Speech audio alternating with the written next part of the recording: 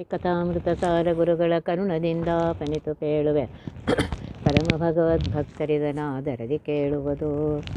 ಕಡು ಕರುಣಿ ನೀನೆಂದರಿದು ಹೇರುಡಲ ನಮಿಸುವೆ ನಿನ್ನಡೆಗೆ ಬೆಂಬೆಡದೆ ಪಾಲಿಸು ಪರಮ ಕರುಣಾ ಸಿಂಧು ಎಂದೆಂದು. ನಡು ನಡುವೆ ಬರುತ್ತಿಪ್ಪ ವಿಘ್ನವ ತಡೆದು ಭಗವನ್ ನಾಮ ಕೀರ್ತನೆ ನುಡಿದು ನುಡಿಸೆನ್ನಿಂದ ಪ್ರತಿ ದಿವಸದಲ್ಲಿ ಮರೆಯದಲೇ. ನಾಳೆ 15ನೇ ಆಗಸ್ಟ್ ಸ್ವಾತಂತ್ರ್ಯ ಸಿಕ್ಕ ದಿನ. 75 ವರ್ಷದ್ದು ಎಲ್ಲರೂ ಆಚರಣೆ ಮಾಡ್ತಾಯಿದ್ದಾರೆ. ನಮ್ಮಲ್ಲಿ ಒಂದು ಮಾತಿದೆ, ಜನನಿ ಜನ್ಮಭೂಮಿಶ್ಚ ಸ್ವರ್ಗಾದಪಿ ಗರೀಯಸಿ. ಜನನಿ ಹಡೆದ ತಾಯಿ ಮತ್ತು ನಾವು ಯಾವ ಜನ್ಮಭೂಮಿಯಲ್ಲಿ ಇದು ಮಾಡಿದ್ದೇವೆ ಆ ಜನ್ಮಭೂಮಿಯನ್ನು ಇವೆರಡು ಸ್ವರ್ಗಾದಪಿ ಅಂತ ಹೇಳ್ತಾರೆ. ಸ್ವರ್ಗಕ್ಕಿಂತಲೂ ಗರಿಯಸಿ ಶ್ರೇಷ್ಠವಾಗಿದೆ. ಇವೆರಡನ್ನು ಎಂದೂ ಯಾವ ಕಾಲಕ್ಕೂ ಮರೆಯಬೇಡ. ಜನನಿ ಆ ತಾಯಿ ನಮ್ಮನ್ನು ಎಷ್ಟು ಇದು ಮಾಡಿದ್ದಾಳೆ, ಅವಳ ಉಪಕಾರವನ್ನು ನಾವು ಏನು ಮಾಡಿದರೂ ತೀರಿಸಲಿಕ್ಕೆ ಸಾಧ್ಯ ಇಲ್ಲ. ಒಂದು ನೆನಪಿಟ್ಕೊಳ್ರಿ, 9 ತಿಂಗಳು ತನ್ನ ಹೊಟ್ಟೆಯಲ್ಲಿ ಇಟ್ಕೊಂಡು ನಮ್ಮನ್ನು ಬೆಳೆಸ್ತಾಳೆ. ಅದೆಷ್ಟು ಕಷ್ಟಪಡ್ತಾಳೆ ಆ ಕೂಸನ್ನು ಉಳಿಸುವುದಕ್ಕೋಸ್ಕರ. ನಿಲ್ಲಕ್ಕಾಗಲ್ಲ, ನಡೆಯೋಕ್ಕಾಗಲ್ಲ, ತಿನ್ನಲಿಕ್ಕಾಗಲ್ಲ, ಉಣ್ಲಿಕ್ಕಾಗಲ್ಲ. ಆ ಮಗುವಿಗೋಸ್ಕರ ಎಲ್ಲ ಸಹನೆ ಮಾಡ್ಕೋತಾಳೋ ಇಲ್ಲೋ. ಸಹನೆ ಮಾಡಿಕೊಂಡು ಆ ಮಗುವಿಗೆ ಜನ್ಮ ಕೊಡ್ತಾಳೆ. ಜನ್ಮ ಕೊಡುವಾಗಲೂ ಅವಳು ಅನುಭವಿಸೋ ವೇದನೆ ಅವಳಿಗೆ ಗೊತ್ತು.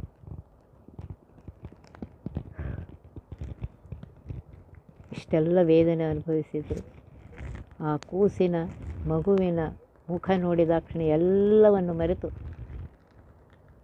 ಆ ಕೂಸನ್ನು ಎತ್ಕೊಳ್ತಾಳೆ, ಮುದ್ದು ಮಾಡ್ತಾಳೆ.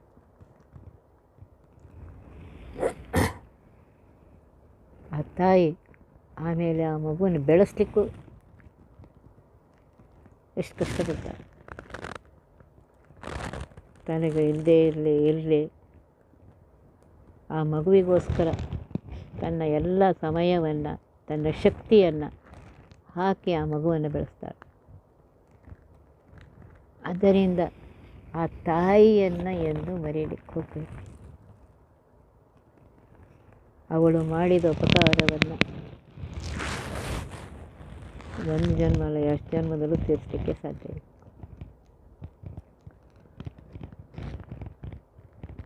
ಮತ್ತೆ ಹೇಳ್ತಾರೆ ಶಾಸ್ತ್ರ, ಜನನಿ ತಾನೇ ಮೊದಲು ಗುರುವು.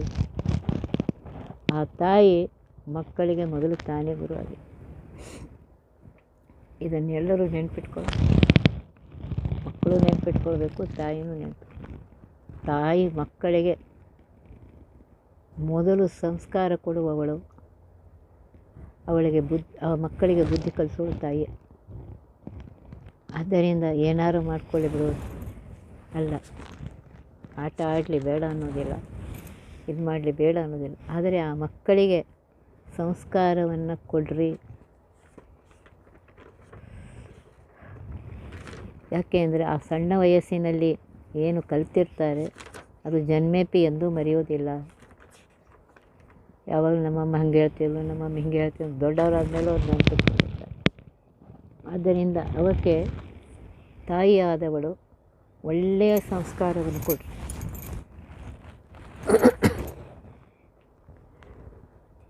ಸಂಸ್ಕಾರವನ್ನು ಕೊಟ್ಟು ಅವಕ್ಕೆ ಚೆನ್ನಾಗಿ ಬೆಳೆಸಿ. ಮೊದಲು ಗುರುವಾಗಿದ್ದಾಳೆ. ಗುರು ಅಂದರೆ ಅವಕ್ಕೆ ಸರಿಯಾದ ಮಾರ್ಗದಲ್ಲಿ ಕರ್ಕೊಂಡು ಹೋಗೋವಳು. ಆ ಮಗುವನ್ನು ಅವರು ಹಾಗೆ ಮಾಡ್ತೀವಿ, ಬೇರೆಯವ್ರು ಬೇಕಾದ್ರೆ ನಿನ್ನ ಮಗುವನ್ನು ನೀನು ಒಳ್ಳೆಯ ಸಂಸ್ಕಾರವನ್ನು ಕೊಟ್ಟು ಬೆಳೆಸು.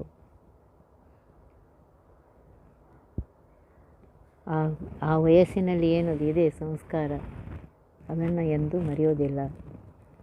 ಆದ್ದರಿಂದ ಇಲ್ಲಿ ಹೇಳ್ತಾ ಇದ್ದಾರೆ, ಆ ತಾಯಿಯ ಋಣ ಅಂತ ಹೇಳ್ತಾರೆ. ತಾಯಿಯ ಋಣ ನಾವು ಏನು ಮಾಡಿದ್ರು ತೀರಿಸ್ಲಿಕ್ಕಾಗೋದಿಲ್ಲ. ಏನು ಮಾಡಿದ್ರು ತೀರಿಸ್ಲಿಕ್ಕಾಗೋದಿಲ್ಲ. ಮುಖ್ಯವಾಗಿ ದೇಹವನ್ನೇ ಕೊಟ್ಟಿದ್ದಾಳೆ, ನಮ್ಮನ್ನು ಬೆಳೆಸಿದ್ದಾಳೆ. ವಿದ್ಯಾ ಬುದ್ಧಿಯನ್ನು ಕೊಟ್ಟಿದ್ದಾಳೆ, ಒಳ್ಳೆಯ ಸಂಸ್ಕಾರಗಳನ್ನು ಕೊಟ್ಟಿದ್ದಾಳೆ. ಯಾವಾಗಲೂ ಮಕ್ಕಳಿಗೆ ಅವಳದ್ರ ಇದರಲ್ಲಿ ಮತ್ತಿನ್ನೇನಿಲ್ಲ, ಫಸ್ಟ್ ಪ್ರಿಫರೆನ್ಸ್ ಯಾವಾಗಲೂ ಎಲ್ಲ ಪ್ರಿಫರೆನ್ಸ್ ಮಕ್ಕಳೇ. ಆ ಮಕ್ಕಳು ಕೇಳಲೇಬೇಕು. ದೊಡ್ಡವರಾದ ಮೇಲೆ ಆ ಮಕ್ಕಳು ಕೇಳೋದಿಲ್ಲ, ಪರವಾಗಿಲ್ಲ, ಆದರೆ ಅವಳು ಇದು ಮಾಡ್ತಾಳೇನು, ಎಲ್ಲೇ ಇದ್ದರೂ ನನ್ನ ಮಗಗೆ ಒಳ್ಳೇದಾಗಲಿ, ನನ್ನ ಮಕ್ಕಳಿಗೆ ಒಳ್ಳೇದಾಗಲಿ ಅಂತಾಳೆ. ಎಂದು ತನ್ನ ಮಗ ಹಾಗಿದ್ದಾನೆ, ತನ್ನ ಮಗ ಎಂದು ಅವ್ಳು ಚಾಡಿ ಹೇಳಲಿಕ್ಕೆ ಹೋಗೋದಿಲ್ಲ. ನನ್ನ ಮಗ ಭಾಳ ಒಳ್ಳೆಯವಳಿದ್ದಾನೆ, ನನ್ನ ಮಗ ನನ್ನ ನೋಡ್ಕೋತಾನೆ, ನೋಡ್ಕೊಳ್ದೇ ಇದ್ರೂ ಅಪಮಾನ ಮಾಡಿದರು ಆ ತಾಯಿ ಎಂದೂ ತನ್ನ ಮಕ್ಕಳ ಅವಗುಣಗಳನ್ನು ಹೇಳೋದು. ಅದಕ್ಕೆ ಹೇಳ್ತಾ ಇದ್ದಾರೆ, ಆ ಮಕ್ಕಳು ಆ ತಾಯಿಯನ್ನು ಎಂದೂ ಮರೆಯಲಿಕ್ಕೆ ಹೋಗಿ.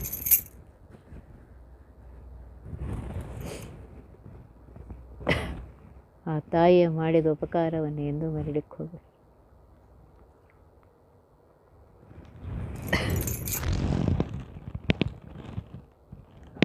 ಕೃಷ್ಣ ಜನ್ಮವನ್ನು ತೆಗೆದುಕೊಂಡ ಕ್ಷಣ ಗೋಕುಲಕ್ಕೆ ಹೋಗ್ತಾನೆ. ಆಮೇಲೆ ಗೋಕುಲದಿಂದ ಬಂದ ಮೇಲೆ ದೇವಕಿ ಅಂತಾಳೆ, ದೇವಕಿ ಸುತಗೋವಿಂದ ವಾಸುದೇವ ಜಗತ್ಪತೆ ದೇಹಿಮೇ ತನಯಂ ಕೃಷ್ಣ ತ್ವಾಮಹಂ ಶರಣಂ ಗತ. ಮಕ್ಕಳು ಬೇಕಾದರೆ ಈ ಶ್ಲೋಕವನ್ನು ಹೇಳ್ತಾರೆ. ದೇವಕಿ ಸುತನಾಗಿರುವಂತಹ ಕೃಷ್ಣ, ಸಂತಾನ ಗೋಪಾಲಕೃಷ್ಣ, ನಿನಗೆ ಶರಣು, ತ್ವಾಮಹಂ ಶರಣು, ನೀನು ಶರಣು ಬಂದಿದ್ದೇನಪ್ಪ, ನನಗೆ ಮಕ್ಕಳನ್ನು ಕೊಡು. ಆ ದೇವಕಿ ಅಂತ ಅಲ್ಲ ಕೃಷ್ಣ, ನೀನು ಜಗತ್ ಸ್ವಾಮಿ ಇದ್ದೆ, ನಿನಗೆ ನಾನೇನು ಹೊಟ್ಟೆ ತುಂಬ ಹೇಳ್ತಿಲ್ಲ. ಯಾಕೆಂದರೆ ಅದು ಬೆಳೆದಿದ್ದು ಬೇರೆ ಕೂಸೆ, ಪರಮಾತ್ಮನಿಗೆ ಗರ್ಭವಾಸ ದುಃಖ ಇಲ್ಲ, ಇಲ್ಲೊಂದು ಬೇರೆ ಕೂಸು ಬೆಳೆದಿದೆ. ಆ ಜೀವನನ್ನು ಪರಮಾತ್ಮ 9 ತಿಂಗಳಾದ ಮೇಲೆ ಅದನ್ನು ಹೊರಗೆ ಹಾಕಿ ತಾನು ಪ್ರತ್ಯಕ್ಷ ಆಗಿ ಅದಕ್ಕೆ ಒಳ್ಳೆಯ ಲೋಕಕ್ಕೆ ಕಳಿಸಿದ್ದಾನೆ. ಹಾಗೇ ನನಗೆ ಗೊತ್ತಾಗಿದೆಯಪ್ಪ ನೀನು ಪರಮಾತ್ಮ ಅಂಥೇಳಿ. ನಾನು ನಿಮಗೆ ಜನ್ಮ ಕೊಟ್ಟಿಲ್ಲ, ಏನಿಲ್ಲ, ಆದರೆ ಲೋಕಕ್ಕೋಸ್ಕರ ಇದ್ದೀನಲ್ಲ. ಬಾಲಲೀಲೆಯನ್ನು ಎಲ್ಲ ಯಶೋದೆಗೆ ತೋರಿಸ್ದೆ, ನಂಗೆ ನೀನು ಬಾಲಲೀಲೆ ನೋಡಲೇ ಇಲ್ಲಲ್ಲೋ, ಆ ಆನಂದ ಅನುಭವಿಸ್ಲೇ ಇಲ್ಲಲ್ಲೋ ಅಂದಾಗ ಪರಮಾತ್ಮ ಮತ್ತೆ ಪೂರ್ತಿ ಆ ಬಾಲಲೀಲೆಯನ್ನು ಅವಳಿಗೆ ತೋರಿಸ್ತಾ ಇದ್ದ. ದೇವಕಿ ಅದನ್ನು ನೋಡಿ ಸಂತೋಷಪಟ್ಟಿದ್ದಾಳೆ. ಆದ್ದರಿಂದ ಆ ತಾಯಿಯನ್ನು ಪರಮಾತ್ಮ ತಾನೇ ಅವತಾರವನ್ನು ಯಾಕೆ ತೆಗೆದುಕೊಳ್ತಾನೆ, ನಮಗೆ ತೋರಿಸುವುದಕ್ಕೋಸ್ಕರ, ನಮಗೆ ಶಿಕ್ಷಣ ಕೊಡುವುದಕ್ಕೋಸ್ಕರ ತೆಗೆದುಕೊ. ಅಲ್ಲಿ ಹೇಳ್ತಾನೆ, ಆ ತಾಯಿಯ ಮಾಡಿದ ಉಪಕಾರವನ್ನು ಎಂದೂ ಮರೆಯಲಿಕ್ಕೆ ಹೋಗಬೇಡ. ಅವಳು ಏನು ಮಾಡದೇ ಇದ್ದರೂ ನಿನಗೆ ಜನ್ಮವನ್ನು ಕೊಟ್ಟಿದ್ದಾಳೆ, ನಿನಗೆ ಬೆಳೆಸಿದ್ದಾಳೆ, ನಿನಗೆ ಒಳ್ಳೆಯ ಸಂಸ್ಕಾರ ಕೊಟ್ಟಿದ್ದಾಳೆ. ಆಕೆಯ ಜನನಿ ಜನ್ಮ, ಅದಕ್ಕೆ ಹೇಳಿದ್ರು ಆ ಜನನಿ ಸ್ವರ್ಗದಲ್ಲಿ ಎಲ್ಲದಕ್ಕಿಂತಲೂ ಶ್ರೇಷ್ಠಳಾಗಿದ್ದಾಳೆ ಅಂತ ಹೇಳ್ತಾ ಇದ್ದಾರೆ. ಅದಾದಮೇಲೆ ಹೇಳ್ತಾರೆ, ಜನ್ಮಭೂಮಿಶ್ಚ, ಯಾವ ಜನ್ಮಭೂಮಿಯಲ್ಲಿ ನಾವು ಹುಟ್ಟಿದ್ದೇವೆ ಆ ಭೂಮಿಯನ್ನು ಮರೆಯಬೇಡಿ, ಎಂದೂ ಮರೀಲಿಕ್ಕೆ ಹೋಗಬೇಡಿ. ಅದರಲ್ಲೂ ನಾವು ಭಾರತದಂತಹ ದೇಶದಲ್ಲಿ ಹುಟ್ಟಿದ್ದೇವೆ. ಎಂತಹ ದೇಶ ಇದು! ಪರಮಾತ್ಮ ಅವತಾರ ತೆಗೆದುಕೊಳ್ಬೇಕಾದ್ರೆ ಭಾರತ ದೇಶದಲ್ಲಿ ತೆಗೆದುಕೊಳ್ಳಿ, ಮತ್ತೆ ಎಲ್ಲೂ ಬೇರೆ ಕಡೆ ಹೋಗಿ ಅವತಾರವನ್ನು ತೆಗೆದುಕೊಳ್ಳಿ. ಭಾರತ ಭೂಮಿ ಅಷ್ಟು ಶ್ರೇಷ್ಠವಾಗಿದೆ. ದಶಾವತಾರಗಳನ್ನ ಪರಮಾತ್ಮ ಇಲ್ಲೇ ತೆಗೆದುಕೊಂಡಿದ್ದ. ಆ ರಾಮಾವತಾರದಲ್ಲಿ ಪರಮಾತ್ಮ ತಂದೆ ತಾಯಿಗೆ ಹೇಗೆ ಮರ್ಯಾದೆ ಕೊಡಬೇಕು ಅಂತ ಪ್ರತಿ ಕ್ಷಣದಲ್ಲಿ ತೋರಿಸ್ಕೊಟ್ಟಿದ್ದ. ತಾನು ಅವತಾರವನ್ನು ತೆಗೆದುಕೊಂಡು ನನಗೆ ಶಿಕ್ಷಣವನ್ನು ಕೊಡ್ತಾ ಇದ್ದಾನೆ. ಆ ಜನನಿ ಜೊತೆಗೆ ಜನ್ಮಭೂಮಿ, ಆ ಜನ್ಮಭೂಮಿಗೋಸ್ಕರ ಪರಮಾತ್ಮ ಎಷ್ಟು ಮಾಡಿದ್ದಾನೆ, ನಮಗೆ ಮಾಡಿ ತೋರಿಸ್ತಾ ಇದ್ದಾನೆ. ಆದ್ದರಿಂದ ಇದನ್ನು ನೆನಪಿಟ್ಕೊಳ್ಬೇಕು. ಕೃಷ್ಣಾವತಾರದಲ್ಲಿ ಪರಮಾತ್ಮ ಇದನ್ನೇ ತೋರಿಸ್ಕೊಟ್ಟಿದ್ದಾನೆ. ತಾಯಿಗೆ ಮರ್ಯಾದೆ ಕೊಡೋದು ಅಷ್ಟೇ ಇಲ್ಲ, ತನ್ನ ದೇಶಕ್ಕೋಸ್ಕರ. ನೋಡ್ರಿ, ಅರ್ಜುನ ಯುದ್ಧಕ್ಕೆ ನಿಂತಾಗ ನಾನು ನಿಂಗೆ ಸಹಾಯ ಮಾಡ್ತೀನಿ, ನಿನ್ನ ಸಾರಥಿಯಾಗಿ ನಿಂಗೆ ಮಾಡ್ತೀನಿ ಅಂತ ಹೇಳ್ತಾ ಇದ್ದ.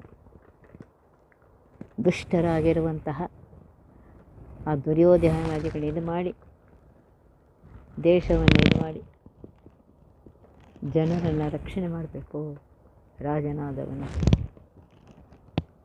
ಆವಾಗ ಕೃಷ್ಣ ಹೇಳ್ತಾನೆ, ಧರ್ಮೋ ರಕ್ಷತಿ ರಕ್ಷಿತ. ನೀನು ಯಾವ ವರ್ಣದಲ್ಲಿ ಹುಟ್ಟಿದ್ದೆ, ಯಾವ ಆಶ್ರಮದಲ್ಲಿದ್ದೆ, ದೇಶಕಾಲಕ್ಕನುಸಾರವಾಗಿ ಆ ವರ್ಣಾಶ್ರಮ ಧರ್ಮವನ್ನು ಮಾಡು ಅಂತ ಹೇಳ್ತಾ ಇದ್ದ. ನಾವೇನು ಮಾಡ್ತೇವೆ ಅಂತಂದರೆ ಇದೆಲ್ಲ ಮರೆತು ನಾನು ಮನಸ್ಸಿಗೆ ಬಂದಿದ್ದೆ ಇಲ್ಲ. ನಿಮಗೆ ನಿಜವಾಗಿಯೂ ದೇಶಭಕ್ತಿ ಇದ್ದರೆ ಅದನ್ನು ಕಾಪಾಡಿಕೊಂಡು ಬನ್ನಿ. ನಾವು ಜನ್ಮಾಂತರದ ಪುಣ್ಯ ಮಾಡಿದ್ದೇವೆ. ಇಂತಹ ಶ್ರೇಷ್ಠವಾಗಿರುವಂಥ ಭರತ ಭೂಮಿಯಲ್ಲಿ ಪರಮಾತ್ಮ ನಮಗೆ ಜನ್ಮವನ್ನು ಕೊಟ್ಟಿದ್ದಾನೆ. ಈ ಭರತ ಭೂಮಿಯಲ್ಲಿ ಒಬ್ಬರಿಗಿಂತ ಒಬ್ಬರು ಮಹಾನುಭಾವರು ಅವತಾರವನ್ನು ತೆಗೆದುಕೊಂಡಿದ್ದಾರೆ. ಅಷ್ಟೇ ಅಲ್ಲ, ಈ ಭರತ ಭೂಮಿಗೋಸ್ಕರ ಇದು ಮಾಡಿದ್ದಾರೆ. ಭಾರತದ ರಕ್ಷಣೆಗೋಸ್ಕರ ಎಷ್ಟು ಜನ ತಮ್ಮ ಪ್ರಾಣವನ್ನು ಕೊಟ್ಟಿದ್ದಾರೆ.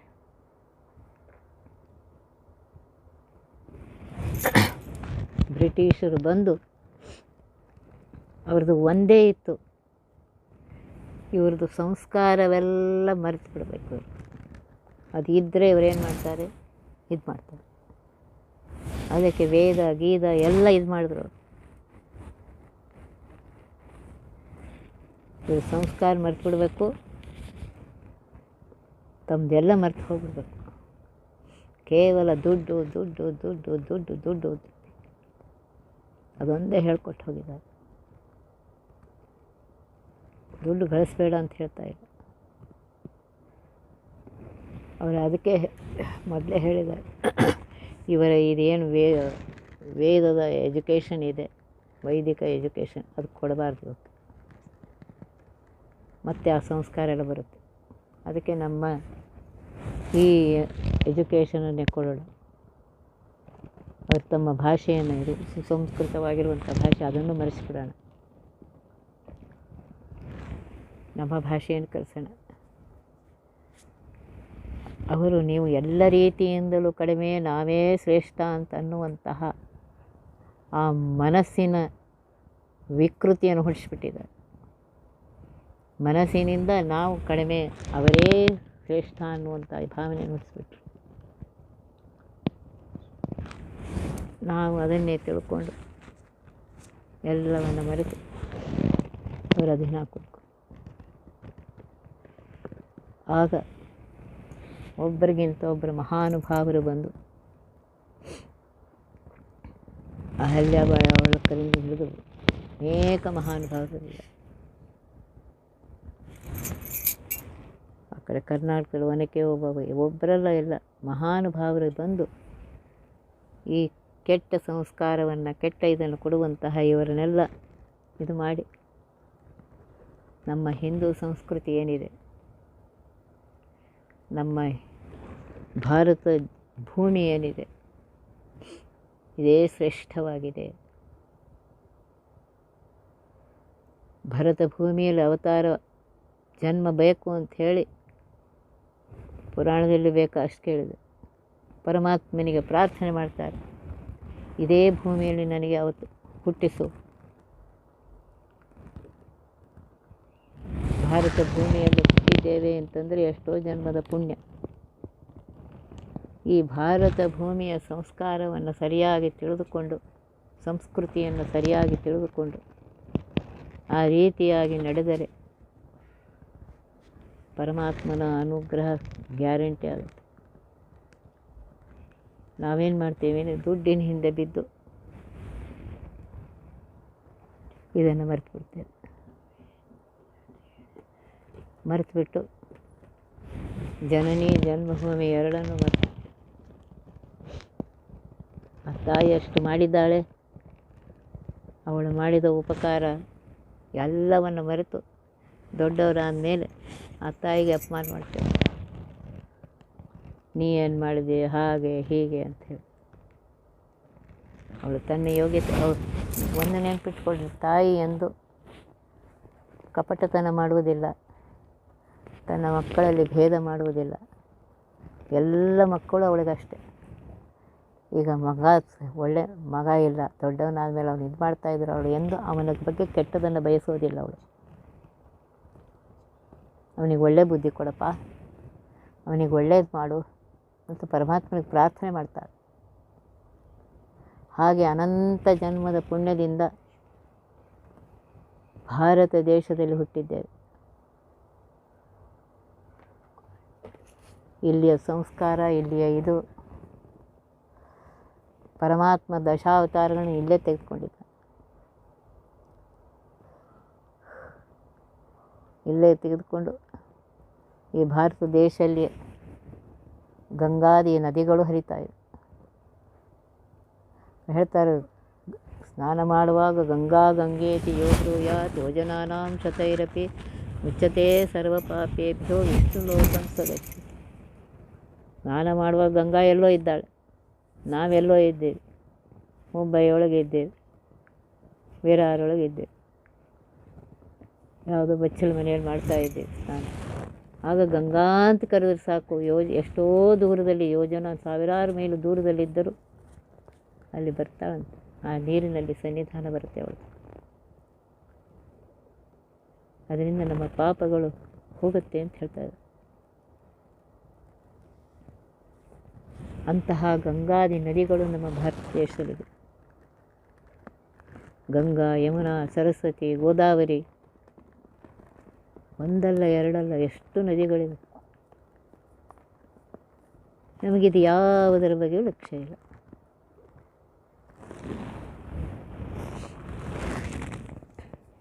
ನಮ್ಗೆ ಯಾವ ಕಡೆ ಲಕ್ಷ್ಯದ ಆ ಪರಮಾತ್ಮನಿಗೆ ಗೊತ್ತು. ಅಂತಹ ಸುಂದರವಾಗಿರುವಂತಹ ಈ ಭರತ ಭೂಮಿಯಲ್ಲಿ ಪರಮಾತ್ಮ ನಮಗೆ ಜನ್ಮವನ್ನು ಕೊಟ್ಟಿದ್ದಾನೆ. ಅದು ಅವನ ಅನುಗ್ರಹ ನಮ್ಮ ಮೇಲಿದೆ. ಅದನ್ನು ನೆನಪಿಟ್ಕೊಂಡು ಅಂತಹ ನಮ್ಮ ಭಾರತ ಭೂಮಿಯನ್ನು ಬ್ರಿಟಿಷರು ಬಂದು ಮೊದಲು ಇವರು ಬಂದು ಆಳಿದರು, ಆಮೇಲೆ ಬ್ರಿಟಿಷರು ಬಂದರು ಆಳಿದರು. ಬ್ರಿಟಿಷರು ಬಂದು ಅವರು ಏನು ಮಾಡಿದರು ಅಂತಂದರೆ, ನಾವು ಕಡಿಮೆ, ನಮ್ಮ ದೇಶ ಕಡಿಮೆ, ನಮ್ಮ ಸಂಸ್ಕಾರ ಕಡಿಮೆ, ಎಲ್ಲ ಕಡಿಮೆ, ನಾವೇ ಗ್ರೇಟ್ ಅಂತ ಅನಿಸಿ ಹೇಳಿದ್ರು. ನಾವು ಆಡೋ ಭಾಷೆ ಗ್ರೇಟು ಎಲ್ಲ ಅಂತ ಅವರನ್ನು ಇದು ಮಾಡಿ ಮತ್ತೆ ಈ ಭಾರತ ಭೂಮಿಯನ್ನು ಸ್ವತಂತ್ರವನ್ನಾಗಿ ಮಾಡಿ ಒಬ್ಬರ ಇಬ್ಬರ ನೂರಾರು ಸಾವಿರಾರು ಜನರು ಸ್ವತಂತ್ರ ಮಾಡಿದರು. ಸ್ವತಂತ್ರ ಮಾಡಿ ಮತ್ತೆ ಭಾರತ ದೇಶದ ಉನ್ನತಿಗೋಸ್ಕರ ಎಷ್ಟು ಜನ ಹೋರಾಡಿದ್ದಾರೆ. ಇದನ್ನೆಲ್ಲ ನೆನಪಿಟ್ಕೊಂಡು ಜನ್ಮಭೂಮಿಯಾಗಿರುವಂತಹ ಈ ಭಾರತ ದೇಶ ಹೇಳ್ತಾ ಇದೆ, ಸ್ವರ್ಗಕ್ಕಿಂತ ಶ್ರೇಷ್ಠವಾಗಿದೆ ಅಂತ ಇದೆ. ಇದನ್ನು ನೆನಪಿಟ್ಕೊ. ಅಂತಹ ಭಾರತ ಭೂಮಿಯಲ್ಲಿ ಅನೇಕ ಜನ್ಮದ ಪುಣ್ಯದಿಂದ ನಮಗೆ ಇಲ್ಲಿ ಜನ್ಮ ಸಿಕ್ಕತ್ತೆ. ಇಂತಹ ಪುಣ್ಯಭೂಮಿಯಲ್ಲಿ, ಈ ಪುಣ್ಯಭೂಮಿಯಲ್ಲಿರುವಂತಹ ಪುಣ್ಯಕ್ಷೇತ್ರಗಳಲ್ಲಿ ಪುಣ್ಯ ನದಿಗಳಿವೆ, ಪುಣ್ಯ ಸ್ಥಳಗಳಿವೆ. ಎಲ್ಲ ಅವತಾರಗಳನ್ನು ತಗೊಂಡಿದ್ದಾನೆ. ಒಂದೊಂದು ಊರಿನಲ್ಲಿ ಪರಮಾತ್ಮನ ಅನೇಕ ಮಂದಿರಗಳಿವೆ. ಹಿಮಾಲಯದಿಂದ ಹಿಡಿದುಕೊಂಡು ಕನ್ಯಾಕುಮಾರಿಯವರೆಗೂ ಒಂದ ಎರಡ ಎಷ್ಟಿವೆ. ನಮಗಿದು ಯಾವುದು ಕಡೆ ಲಕ್ಷ್ಯ ಇಲ್ಲ. ಮತ್ತು ಅಲ್ಲಿ ಇಲ್ಲಿ ಆ ದೇಶ ಈ ದೇಶ ಅದು ಇದು ಆ ಅಮ್ಮ ಈ ಅಮ್ಮ ಅಂತೀವಿ.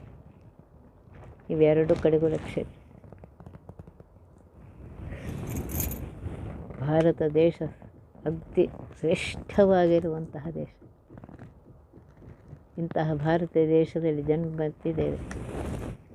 ಆದ್ದರಿಂದ ತಾಯಿಯನ್ನು